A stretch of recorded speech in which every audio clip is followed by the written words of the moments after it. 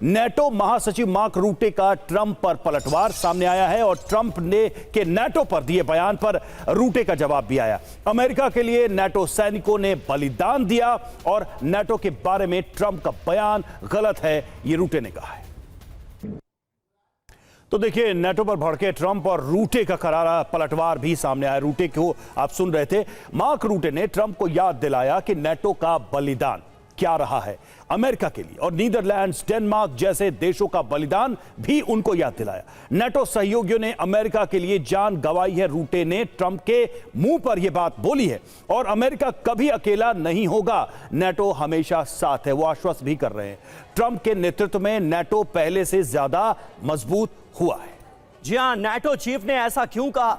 Trump ने NATO से अलग होने की धमकी दी थी। ट्रंप नेटो के बजट में कटौती की बात तो लगातार कर रहे हैं। अब मार्क रूटे का यह बयान सामने आया है। सबसे अहम बात क्या है? रूटे ने ट्रंप के सामने ही उन्हें गलत साबित किया है। रूटे ने अफगानिस्तान में नेटो का सहयोग याद दिलाया है।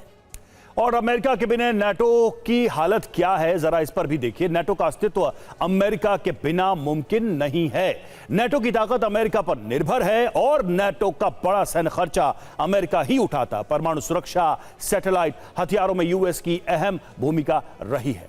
जी हां, और किसमें कितना है दम, आइए जरा आपको यह भी बता देते हैं। नेटो और अमेरिका की अगर तुलना की जाए तो एक कंपैरेटिव डेटा हम आपके सामने रख रहे हैं। अगर सक्रिय सैनिकों की बात करें तो अमेरिका के पास 13 लाख, नेटो के पास 19 लाख। बैटल टैंक्स 4100 से 5600, अमेरिका के पास 4300 से 6900। सारे नेटो देशों को अगर मिला दें तो उनके पास फाइटर जेट्स 1800 से 3000, अमेरिका के पास 1600 से 2400, नेटो के तमाम देशों के पास। इसके अलावा एयरक्राफ्ट कैरियर 11 अमेरिका के पास, और मुश्किल से नेटो देशों को अगर मिला लें तो 1-2 उनके पास होंगे। परमाणु हथियारों की बात की जाए तो 5000 अमेरिका के पास, और नेटो देशों को कुल मिला लिया जाए तो सिर्फ 500। डिफेंस बजट की बात की जाए तो वो भी आपके सामने पूरा ब्यौरा मौजूद है। अमेरिका दरअसल ये बताने की कोशिश कर रहा है कि सच्चाई है क्या। नेटो का अस्तित्व बिना अमेरिका के तो मुमकिन नहीं है मनीष। ऐसे में क्या आने वाले वक्त में नेटो बचेगा? ये अपने आप में बड़ा सवाल है, क्योंकि डोनाल्ड ट्रंप तो सीधा संदेश दे रहे हैं कि मेरी मानोगे तभी नेटो का अस्तित्व बचेगा, वरना खत्म है नेटो। देखिए, दरअसल ट्रंप नाटो की अहमियत को समझ नहीं पा रहे हैं, बहुत मेटरलिस्टिक ढंग से सोचते हैं। ट्रंप ये नहीं समझ रहे हैं कि नाटो के बाकी देश अमेरिका के हर पाप में साझेदार रहे हैं। नाटो अमेरिका की हर झूठ को सच बताने में इन नाटो के मेंबर कंट्री का योगदान रहा है। नाटो अमेरिका के हर पाप को, हर गलती को सही ठहराने में नाटो के मेंबर कंट्री रहे। याद करिए, इराक में जब ये कहा गया वेपन ऑफ मास डिस्ट्रक्शन है, लड़ाई किसके नेतृत्व में शुरू की? नाटो के नेतृत्व में। लड़ाई किसकी थी? अमेरिका और इराक की। अफगानिस्तान में 9/11 किस पर हुआ था? अमेरिका पर। बाकी मेंबर कंट्री कह देते कि ये तो आपका छोटा सा आतंकी हमला है, लेकिन नाटो कंट्री लगे नहीं अफगानिस्तान का सफाया करना है। आज ही देख लीजिए, ईरान में प्रोटेस्ट हो रहा था। एक बार ट्रंप ने कहा कि वहां पर गलत हो रहा है, बस नाटो के सभी कंट्री कहने लगे कि हाँ गलत हो रहा है, गलत हो रहा है।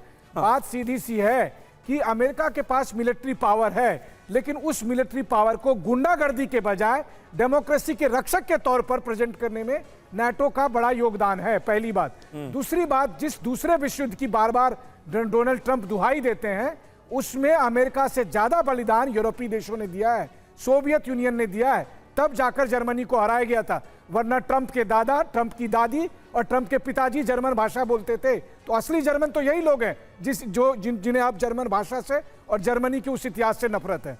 बिल्कुल मनीष, ये बात तो सही है, लेकिन अब कुल मिलाकर यह है कि विदाउट अमेरिका नेटो या यूरोपीय देश अपनी ताकत का क्या करेंगे? ताकत तो है, लेकिन उतनी ताकत नहीं है जिससे वो इस ग्लोबल ऑर्डर को डिक्टेट कर सकें। ब्रजेश सर, अब सवाल यही है कि एक समय में यूरोपीय ताकत का लोहा पूरी दुनिया ने देखा है। सूरज कभी अस्त नहीं होता था यूरोप के राज में, वहां के उपनिवेशों में, लेकिन आज दुनिया बदली है। क्या ऐसा हो सकता है, इस बात की संभावना है कि यूरोपीय देश जागें, ट्रंप एक वेकअप कॉल दें और वो अपनी ताकत में इजाफा करें? क्योंकि टेक्नोलॉजी हो, इकोनॉमी हो या फिर जंग लड़ने का अनुभव हो, यूरोपीय देश किसी से पीछे तो कभी नहीं रहे हैं। क्या उनके लिए ये एक बड़ा वेकअप कॉल है और क्या फ्यूचर में एक बड़े पावर सेंटर के रूप में वो देख सकते हैं खुद को? रवि, दो बातें कहूंगा इस पर। पहला, दुनिया बदल रही है, जियोपॉलिटिक्स बदल रहा है। 10 मिनट अच्छाई, रूल ऑफ लॉ, फेयर पे, ये वीक नेशंस की रिफ्यूज है। जिसे कहते हैं जो कमजोर है उसकी दुहाई देगा।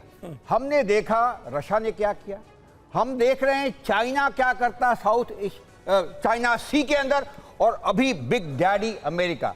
तो दुनिया बदल रही है। सीख हिंदुस्तानियों के लिए है कि इस भाव से निकलें कि बराबरी नहीं है, बराबरी कहीं नहीं है। Might is right, military power का बोलबाला है, साथ साथ इकोनॉमिक इंप्रूवमेंट हो।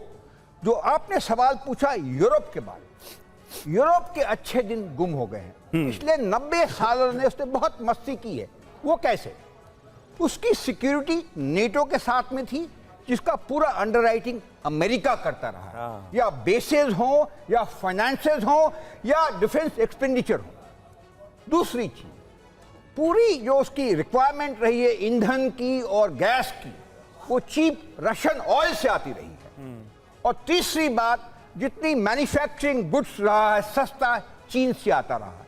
और ये अमेरिका के पीठ के ऊपर बैठ करके मस्ती कर रहा है। बिल्कुल आपका ये दिन खत्म हो चुका है। बिल्कुल आप जो बात कह रहे हैं बहुत महत्वपूर्ण है कि यूरोप की मस्ती के दिन खत्म हो चुके हैं। अमेरिका में अब एक ऐसा राष्ट्रपति आ गया है जो ये जानता है कि अगर हम तुम्हारी सुरक्षा कर रहे हैं तो जो हम डिक्टेट कर रहे हैं वो तुम्हें मानना भी पड़ेगा। और अब यूरोप को ये स्वाद चखाते हुए नजर आ रहे हैं डोनाल्ड ट्रंप।